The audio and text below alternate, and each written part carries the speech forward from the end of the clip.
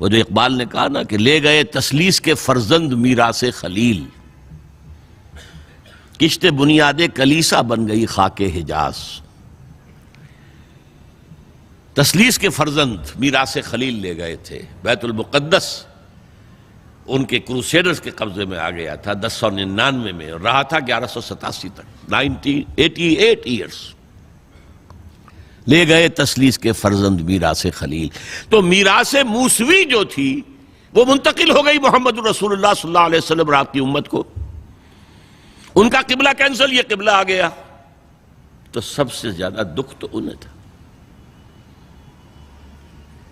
اب جو وہاں سے کاؤنٹر ریولوشنری موومنٹ آئی ہے وہ عبداللہ ابن سبا یہودی۔ بعض لوگ آج یہ بھی کہہ دیتے ہیں کہ یہ تو ایک ایسی ہی افسانوی شخصیت ہے، کوئی اس کا وجود ہی نہیں تھا، بڑی زیادتی کرتے ہیں، خاص طور پر ہمارے بعض اہل تشیع یہ کہتے ہیں، حالانکہ ان کی کتابوں کے اندر درج ہے کہ حضرت علی نے عبداللہ ابن سبا اس کے 40 ساتھیوں کو آگ میں زندہ جلوایا۔ رجال کشی کے اندر دیکھ لیجیے لکھا ہوا موجود ہے۔ لیکن چونکہ کچھ لوگوں نے شیعیت کے لیے لفظ سبائیت استعمال کرنا شروع کر دیا، اس لیے وہ ڈیفنس میں کہتے ہیں نہیں سبا تو یہ تو افسانوی شخصیت ہے، سبا کوئی تھا ہی نہیں عبداللہ ابن سبا۔ نہیں، عبداللہ ابن سبا ایک شخص تھا یہودی، وہ اسلام کا لبادہ اوڑھ کر آ گیا دارالاسلام میں، حضرت عثمان رضی اللہ تعالیٰ عنہ کا عہد۔ اور ایک مغالطہ میں چاہتا ہوں کہ ان دی فرسٹ انسٹنس دفع کر دوں۔ عام طور پر اتنی غلط طریقے سے تاریخ بیان ہوئی ہے کہ حضرت عثمان کے عہد خلافت کو سمجھتے ہیں پورا کا پورا عہد خلافت غالباً فتنوں ہی کے اندر تھا اور اختلافات ہی تھے اور خانہ جنگ۔ معاذ اللہ، ایسا نہیں تھا۔ طویل ترین دور جو ہے دور خلافت حضرت عثمان کا ہے، 12 سال۔ حضرت ابوبکر کے 2.5 سال، حضرت عمر کے 10 سال، دونوں کو جمع کریں گے تو عثمان کا، اور اس میں 10 سال بالکل اسی شان کے ہیں جو حضرت عمر کے خلافت کے شان ہے، کوئی اختلاف نہیں۔ اور فتوحات کا دائرہ بڑھتا چلا جا رہا ہے، تھمتا نہ تھا کس چیز سے سیل رواں ہمارا۔ اس کے آخری ایام میں یہ شخص آیا اور اس نے ایک تو یہ کیا کہ پرانی جو قبائلی عصبیت تھی اس کو زندہ کیا۔ خلافت تو بنو ہاشم کا حق ہے، محمد ہاشمی تھے صلی اللہ علیہ وسلم۔ ہاؤ کم یہ ایک بنو امیہ کا شخص کیسے بیٹھا ہے؟ دیکھیے اس شخص نے کتنا انتظار کیا۔ حضرت ابوبکر بنو امیہ میں سے نہیں تھے، لہذا یہ فتنہ اس کے خلاف نہیں ہو سکتا تھا، کیونکہ چشمک جو تھی وہ بنو امیہ اور بنو ہاشم کی تھی، بڑی پرانی تھی۔ یہ بڑے برابر کے یہ دو کلینز جو تھے مد مقابل تھے ایک دوسرے کے، باقی چھوٹے قبیلے تھے، بنو تیم ہیں، بنو عدی ہیں، لیکن مقابلہ تھا بنو امیہ اور بنو ہاشم کا۔ حضرت ابوبکر بنو تیم میں سے، حضرت عمر بنو عدی میں سے، بنو امیہ میں سے حضرت عثمان۔ اب اس کو موقع ملا، اب آیا یہ اموی، یہ بن گیا، یہ سب غاصب ہیں، ابوبکر بھی، عمر بھی، عثمان بھی۔ خلافت پہلے دن سے علی کی ہے اور اس کو ملنی چاہیے۔ اس سے آگے بڑھ کر، اور علی تو خدا ہے، انکارنیٹ، گاڈ انکارنیٹ، یہ اس کا عقیدہ جو اس نے پھیلایا۔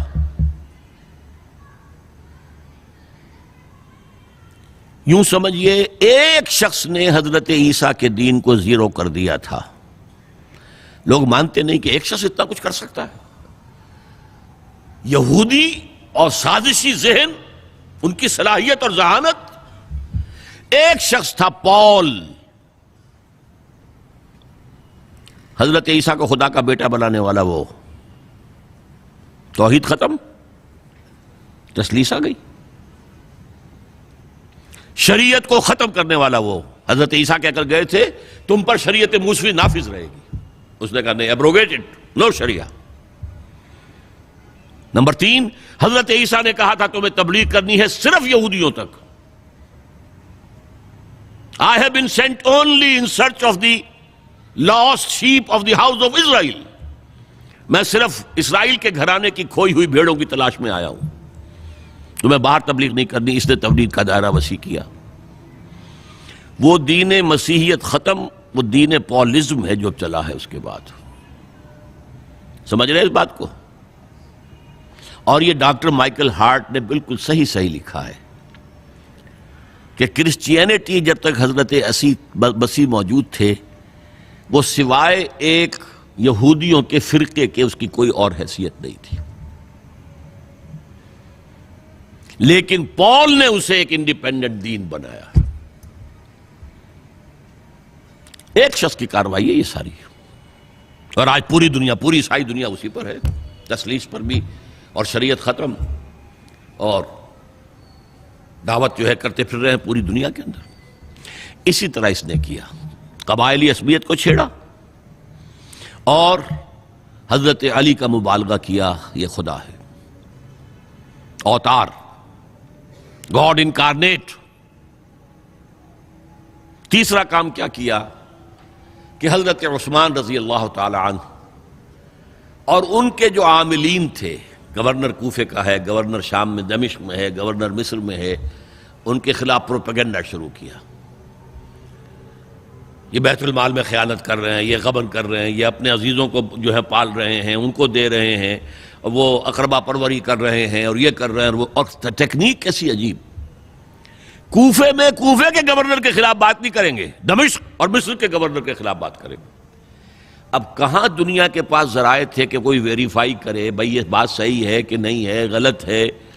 نہ کوئی ذرائع رسل و رسائل ہیں. اور اگر آپ کوفے میں کھڑے ہو کر عثمان نے یہ کر دیا، عثمان نے یہ کر دیا، عثمان نے یہ کر دیا، یہ کر دیا، اب کون اس کو جو ہے اس کی تحقیق کر سکے گا؟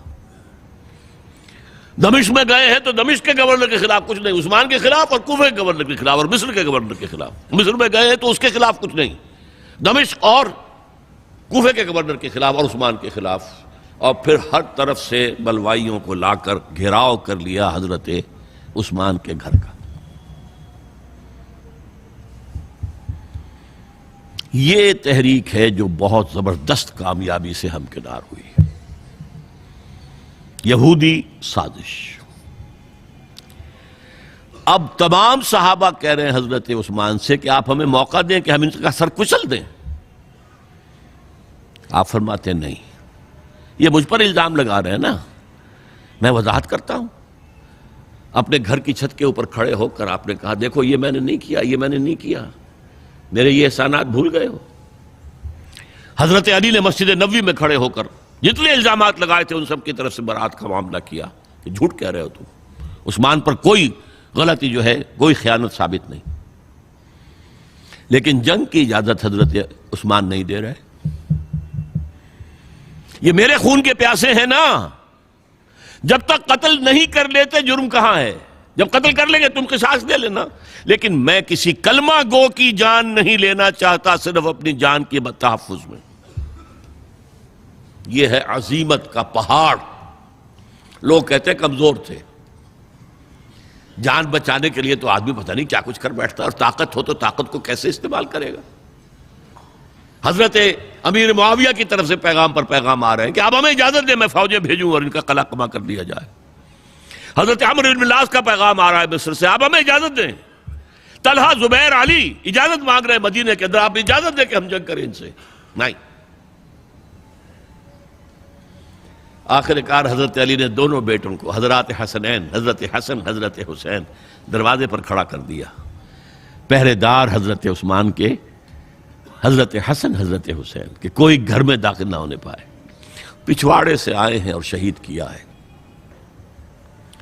میرے نزدیک تاریخ کی مظلوم ترین شہادت بمانی مقتول فی سبیل اللہ وہ حضرت عثمان ہے. بلکہ میں جرات کر رہا ہوں ذرا، آپ کو معلوم ہے علامہ اقبال سے مجھے کتنا تعلق قلبی ہے. میں نے ان کے ایک شعر میں ترمیم کی ہے، میں سمجھتا ہوں انہوں نے صحیح نہیں کہا. غریب و سادہ اور رنگی ہے داستان حرم، نہایت اس کی حسین ابتدا ہے اسماعیل. حضرت اسماعیل کو اللہ تعالیٰ کے حکم سے حضرت ابراہیم ذبح کر رہے تھے نا، اور حضرت حسین ذبح کر دیے گئے. تو گویا کہ ابتدا جس کی ہوئی تھی حضرت اسماعیل سے، اس کی انتہا حسین پر ہوئی۔ میں کہتا ہوں بالکل غلط۔ ان کو ذبح کر رہا تھا خلیل اللہ، اور ان کو قتل کر رہے ہیں یزیدی اور زیادی اور کوفی۔ کوئی تقابل ہے؟ وہ قتل نہیں ہوئے، یہ قتل ہو گئے۔ انہوں نے پیشانی خود رکھ دی۔ یہاں تو حضرت عثمان لڑتے ہوئے، حضرت حسین لڑتے ہوئے شہید ہوئے۔ کون سی چیز مشترک ہے؟ ایک مصرے میں جمع کر دیا ہے، صنعت لفظی تو آپ کہتے ہیں اس کو، لیکن کیا مشترک کیا چیز ہے؟ اور میں نے امید ہے علامہ اقبال سے ملاقات ہوگی اگر آخرت میں، تو وہ میری اس بات کو تسلیم کریں گے۔ میں نے اس شعر کا دوسرا جو مصرع ہے بدلا ہے، نہایت اس کی ہے عثمان، ابتدا حابیل۔ حابیل جنہوں نے کہا تھا بھائی جان آپ مجھے قتل کرنے کے لیے ہاتھ اٹھائیں گے تو میں اپنا ہاتھ نہیں اٹھاؤں گا آپ کو قتل کرنے کے لیے۔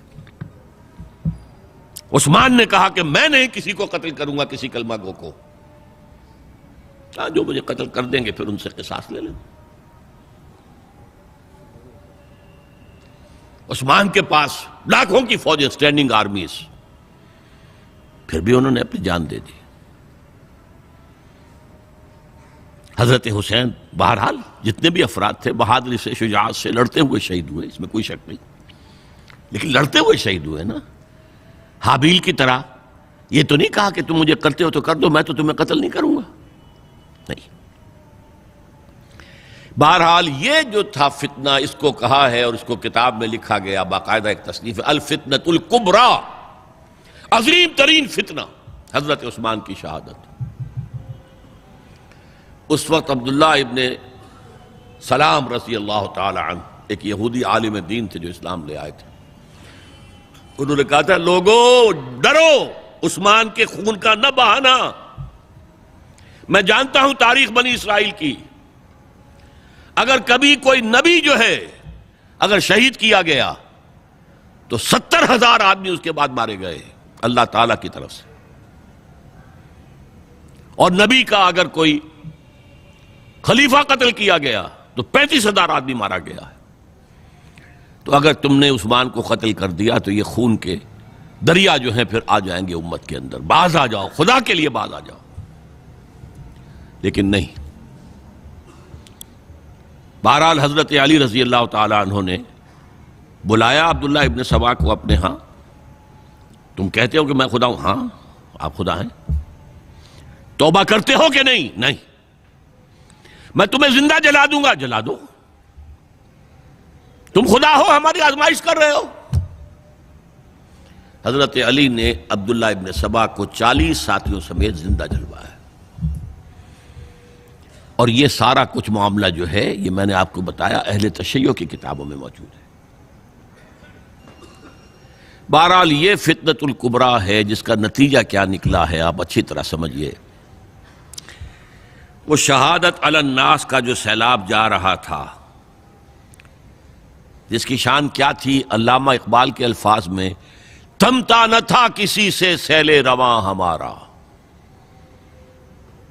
یہ جو سیل تھا کوئی روکنے والا تھا؟ 2 سپر پاورز تھیں اس وقت، ایران، روم۔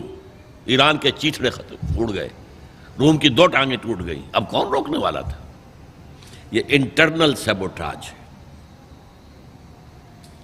اس کے بعد جو باہمی خانہ جنگی شروع ہوئی ہے، 1 لاکھ مسلمان ایک دوسرے کی تلواروں اور نیزوں سے ختم ہو گئے۔